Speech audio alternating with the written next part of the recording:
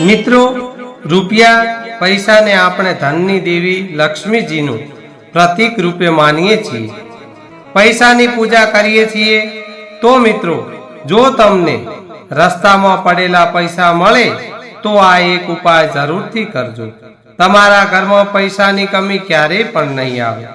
મિત્રો, ઘણી વખત રસ્તા ઉપર ચાલતી વખતે આપણને રસ્તા ઉપર પડેલ સિક્કો કે નોટ જોવા મળે છે, ત્યારે ઘણા લોકો પૈસા મળવાથી ખુશ થાય છે અને તેને દેવી લક્ષ્મીજીના આશીર્વાદ માનીને તેને પોતાની પાસે રાખી લે છે। જ્યારે કેટલાક લોકો આ પૈસા ગરીબો અથવા જરૂરિયાતમંદોને દાનમાં આપી દે છે, પુણ્યદાનમાં વાપરી દે છે। પરંતુ શું મિત્રો, તમે જાણો છો કે આ રીતે અચાનક પૈસા મળવા સામાન્ય વાત નથી।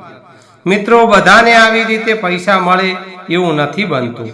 મિત્રો, તમે ઘણી વખત જોયું હશે કે અથવા તમારી સાથે પણ આવું બન્યું હશે કે રસ્તા ઉપર પડેલ પૈસા બીજા ઘણા લોકોએ જોયા હોય છતાં નજરઅંદાજ કરીને ચાલ્યા ગયા હોય અને એ પૈસા પર તમારી જ નજર ગઈ હોય અને તમને જ મળ્યા હોય। ત્યારે બીજા લોકો એવું કહે છે કે આ પૈસા તો અમે પણ જોયા હતા, પણ અમારું ધ્યાન એ બાજુ ના ગયું। મિત્રો, આવા પૈસા મળવા એ તમારા ભવિષ્યમાં થનારી ઘટનાઓ સૂચવે છે।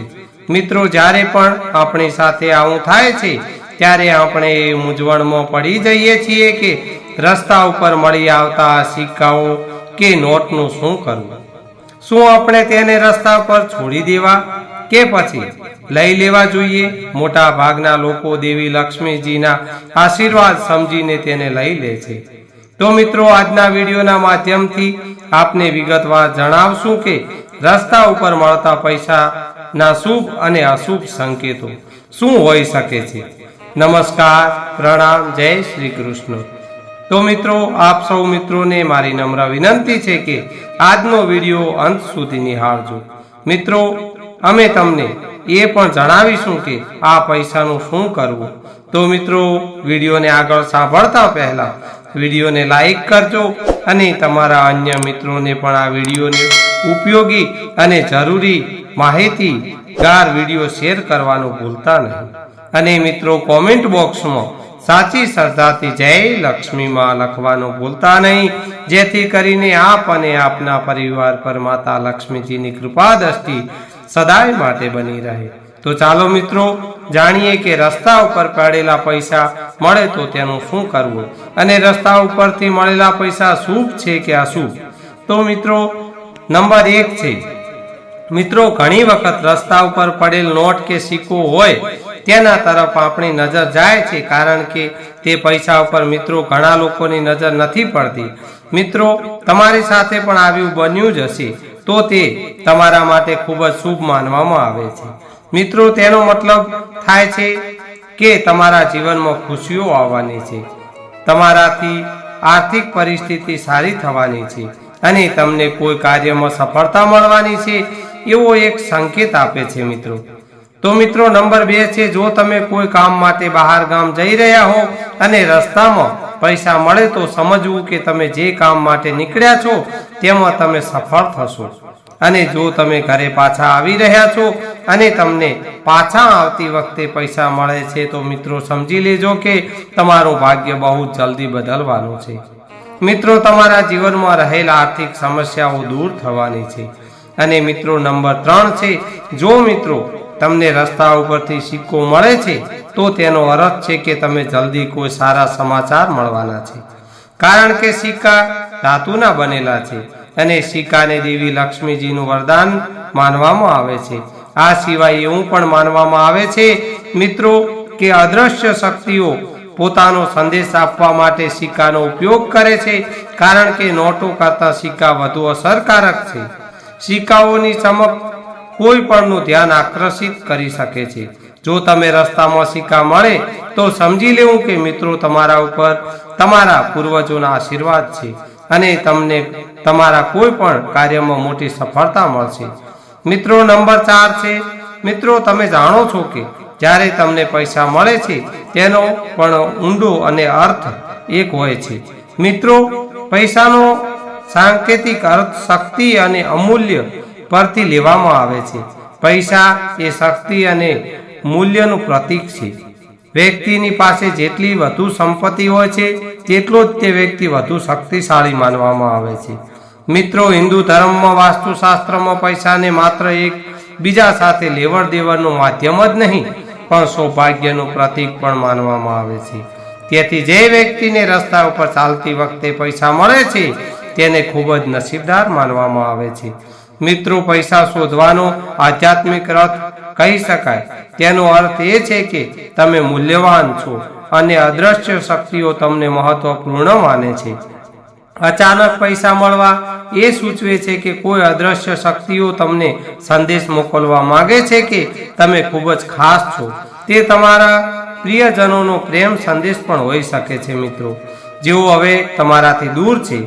મિત્રો, નંબર 5 છે, જ્યારે તમને રસ્તા ઉપર પૈસા મળે ત્યારે સૌથી પહેલા ધ્યાન આપો કે તે સિક્કો છે કે નોટ. સમય અને દિશાનું પણ મિત્રો ધ્યાન રાખો, કારણ કે આ રીતે પૈસા મળવા એક નિશાની છે. એવું પણ મિત્રો બની શકે છે કે તમને ખાતરી ન હોય કે કઈ દિશામાં આગળ વધવું છે. આવી સ્થિતિમાં પૈસા મળવાથી સંકેત મળે છે કે તમને જલ્દી કોઈ ક્ષેત્રમાં સફળતા મળવાની છે, તમને નાણાકીય લાભ મળવાનો છે અથવા તમે કોઈ મોટી સિદ્ધિ પ્રાપ્ત કરશો. જો આ સમયે તમે કોઈ નવું કાર્ય શરૂ કરો છો, જો તમે કંઈક શરૂ કરવા માંગો છો, તો આ તમારા માટે ખૂબ જ શુભ કામ છે. આ તમને કાર્યમાં સફળતા આપશે અથવા તમે નવી જવાબદારી મેળવી. આ સાથે આ એક સંકેત પણ હોઈ શકે છે મિત્રો કે તમને ક્યાંયથી પૈસા મળશે. આનો બીજો અર્થ એ પણ હોય છે મિત્રો કે આ અલૌકિક દુનિયાનો સંદેશ છે કે તમારે તમારી બધી ચિંતાઓ પાછળ છોડીને એક નવી શરૂઆત તરફ આગળ વધવું જોઈએ. મિત્રો, નંબર 6 છે, મિત્રો, જો તમને રસ્તા ઉપરથી સિક્કો મળે છે તો સિક્કો ઉપાડતી વખતે સંકલ્પ કરો કે તે તમારા જીવનમાં સકારાત્મક ઉર્જા અને સુખ શાંતિ લાવે.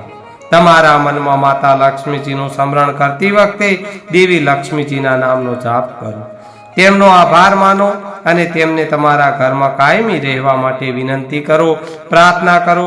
પૂજા સ્થાન પર સિક્કો મૂકતી વખતે ધ્યાન રાખો મિત્રો કે આ સિક્કો ધનનું પ્રતીક છે અને તેની સાથે દેવી લક્ષ્મીજીના આશીર્વાદ તમારા જીવનમાં સમૃદ્ધિ અને સુખ લાવે.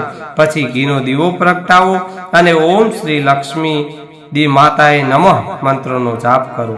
આ મંત્ર દેવી લક્ષ્મીજીનું આહ્વાન કરવા માટે ખૂબ જ અસરકારક માનવામાં આવે છે. આ સાથે તમે તમારી ઈચ્છાઓ પૂરી કરી શકો છો. તમે તમારા સપનાઓને તેમની સામે પણ રાખી શકો છો. આ વિધિ કરતી વખતે સંપૂર્ણ શ્રદ્ધા અને એકાગ્રતા સાથે દેવી લક્ષ્મીજીનું આહ્વાન કરો, જેથી તમારા પ્રયત્નો સફળ થાય. અને દર શુક્રવારે આ પ્રક્રિયાનું પુનરાવર્તન કરો, જેથી દેવી લક્ષ્મીજીની કૃપા સતત બની રહે. મિત્રો, એવું માનવામાં આવે છે કે આ રીતે મળેલા સિક્કાઓને આદરપૂર્વક ઘરમાં રાખવાથી ના માત્ર આર્થિક સમસ્યાઓ દૂર થાય છે, પરંતુ પરિવારના તમામ સભ્યોને સારું સ્વાસ્થ્ય અને શાંતિનો અનુભવ પણ થાય છે. મિત્રો, નંબર 7 છે, જો તમને ક્યારેય રસ્તા ઉપરથી 100 રૂપિયાની નોટ મળે અથવા રસ્તા ઉપર ચાલતી વખતે 500 રૂપિયાની નોટ મળે તો આ એક સંકેત છે કે તમારે સાવચેત રહેવાની જરૂર છે. આ સમયે તમારે તમારી આંતરિક પ્રેરણા પર વિશ્વાસ કરવો જોઈએ. તમારા હૃદયની વાત સાંભળો અને તમારા નિર્ણય સાથે આગળ વધતા પહેલા વિચારો. આ તમારા જીવનમાં સકારાત્મક પરિવર્તન લાવશે અને તમે ઈચ્છો તે બધું મેળવી શકશો. આ સાથે તમારા માટે તમારા લક્ષ્ય પર ધ્યાન કેન્દ્રિત કરવું પણ મહત્વપૂર્ણ છે. 100 અથવા 500 રૂપિયા જેવી મોટી રકમ મળવી તે સૂચવે છે કે તમને ભવિષ્યમાં ખૂબ સારા સમાચાર મળી શકે છે. મિત્રો, નંબર 8 છે, જો તમે ઘરે જતા સમયે મોટી રકમ રસ્તા પર પડેલી એટલે કે મોટી રકમ જોવા મળે તો તેને તે જગ્યાએ રાખો જ્યાં તમે તમારી બચત રાખો છો. મિત્રો, ધ્યાનમાં રાખો કે આ પૈસાનો ઉપયોગ તમારી મહેનતના પૈસા કમાવવા માટે થાય છે. મહેનતથી કમાયેલા પૈસાને હાથ ન લગાડો. તેને કાગળના પરબેડિયામાં કે કપડામાં લપેટીને રાખવા, નહીં તો તમારી મહેનતની કમાણી વ્યર્થ થઈ શકે છે એવું માનવામાં આવે છે. પરંતુ મિત્રો, દરેક વ્યક્તિની કિસ્મતમાં એક સરખી નથી હોતી.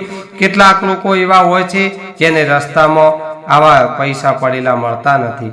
તમારી સાથે પૈસા રાખો જેને નૈતિક રીતે યોગ્ય છે. મિત્રો, નંબર 9 છે, જો તમને રસ્તા ઉપર મોટી રકમ મળે તો સૌ પ્રથમ આ પૈસા તેના વાસ્તવિક માલિકને પરત કરવાનો પ્રયાસ કરો. જો આ પૈસા પર્સમાં મળી જાય તો તેને પર્સમાં રાખો. ઉપલબ્ધ માહિતીના આધારે તે વ્યક્તિનો સંપર્ક કરો અને તેને પૈસા પરત કરો.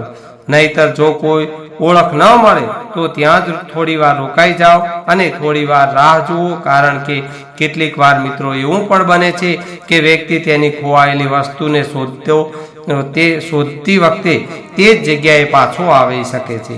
જો કોઈ ના આવે તો તમારે આ પૈસા કોઈ ધાર્મિક સ્થાને દાનમાં વાપરવા જોઈએ અથવા તે પૈસાને જરૂરિયાતમંદ લોકોને આપી દેવા જોઈએ. આનાથી તમને દેવી લક્ષ્મીજીના અપાર આશીર્વાદ મળશે અને ભગવાન પણ તમારા ઉપર પ્રસન્ન થશે. ક્યારેય ભગવાન તમારી મિત્રો પરીક્ષા પણ કરે છે. આ એક શુભ સંકેત પણ હોઈ શકે છે. આનાથી કેટલાક સિક્કા અથવા નોટો પણ રાખો તમારી સાથે પૈસા અને તેને કોઈ પણ જગ્યાએ ખર્ચ કરશો નહીં. આ પૈસા તમારા માટે શુભ લાભનું પ્રતીક બની રહેશે. મિત્રો, જો તમારી પાસે નોટ અથવા પૈસાનું બંડલ છે તો જો તમને પૈસાથી ભરેલું પરસ મળે છે તો તે પ્રવાસીને ધન પ્રાપ્ત કરવાનો સંકેત છે. આ પૈસાને રસ્તા ઉપર જોવા એ તમારી કસોટી છે જેને તમારે તમારા સદગુણોથી પાર કરવાના છે.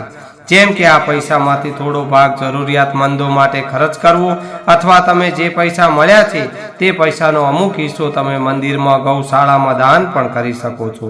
તમે પ્રસાદ પણ ચડાવી શકો છો અથવા કોઈ જરૂરિયાતમંદ ગરીબ લોકોની મદદ પણ તમે મિત્રો કરી શકો છો. આ કરવાથી તમારું ભાગ્ય પણ સુધરશે અને માતા લક્ષ્મીજી અને પરમ કૃપાળુ પરમાત્મા તમારા ઉપર પ્રસન્ન થશે અને તમને સુખ સમૃદ્ધિના આશીર્વાદ મળશે. તો મિત્રો, નંબર 10 છે, અચાનક મળેલા પૈસાનો ઉપયોગ તમારા રોજિંદા ખર્ચમાં ક્યારેય ન કરો. જો તમે આ પૈસા મોજ મસ્તી માટે ખર્ચો છો તો ભવિષ્યમાં તે તમારા માટે નુકસાનકારક સાબિત થઈ શકે છે. આ કદાચ ભગવાન તમને સૂચવે છે કે તમારી અંદર કેટલો લોભ છે.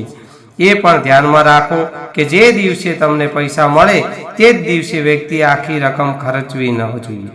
જો પૈસા રસ્તા ઉપર પડેલા જોવા મળે છે તો તે કોઈની ખોવાયેલી ડિપોઝિટ હોઈ શકે છે. જરા વિચારો મિત્રો કે કોઈ ગરીબ વ્યક્તિ કે અથવા કોઈ સાધુની કમાણી જેણે માગી અને ભેળી કરી છે અને એ અચાનક જ ખોવાઈ જાય ત્યારે કેટલું દુઃખ થતું હશે. આ એક નિશાની છે કે ભગવાન તમારી પરીક્ષા કરી રહ્યા છે. આ તો મિત્રો આપણે એક સાધુ મહારાજનું ઉદાહરણ આપ્યું છે. કોઈએ પર્સનલી આ વાતને ન લેવી. આ માત્ર ને માત્ર ઉદાહરણ પૂરતી જ છે, તે જોવા માટે કે તમે આવી પરિસ્થિતિઓમાં કેવી રીતે પ્રતિક્રિયા કરશો. મિત્રો, તમને કોઈ જુએ કે ન જુએ, પરંતુ પરમ કૃપાળુ પરમાત્મા ભગવાન તમને દરેક સમયે જોઈ રહ્યા છે. તેથી દરેક કાર્ય ઈમાનદારીથી કરવું જોઈએ. લોભથી કોઈને ફાયદો થતો નથી, પરંતુ જો તમે દાન કરો છો તો તમને કુદરત તરફથી બમણી રકમ પરત મળે છે. મિત્રો, વિડીયોમાં આપવામાં આવેલી માહિતી લોક માન્યતાઓ અને ધાર્મિક માન્યતાઓ પર આધારિત છે. અમે કોઈ ધર્મ, જાતિ કે કોઈ સંપ્રદાયનો વિરોધ કરતા નથી કે કોઈ વિડીયોને સમર્થન કરતા નથી કે કોઈ વિડીયોની પુષ્ટિ કરતા નથી. માટે આ વિડીયોને નહીં કે તમે તેને સત્ય જ માની લો, કારણ કે ધર્મ દરેકની આસ્થાનો વિષય છે. આથી અહીં આપવામાં આવેલી જાણકારીને અનુસરતા પહેલા ધર્મ કે શાસ્ત્ર આધારિત જ્ઞાન ધરાવનાર વિદ્વાનોની સલાહ લેવી અતિ આવશ્યક રહેશે. નહીં તો કોઈ મુશ્કેલી પણ સર્જાઈ શકે છે તો તેના જવાબદારી અમારી રહેશે નહીં. કારણ કે મિત્રો, અમારો હેતુ માત્ર ને માત્ર માહિતી પૂરી પાડવાનો છે. તો મિત્રો, ફરી મળીશું એક આવા જ નવા વિડીયોમાં. ત્યાં સુધી આપ સૌ મિત્રોને મારા જય શ્રી કૃષ્ણ, જય માતાજી, જય રામદેવ પીર, હર હર મહાદેવ હર.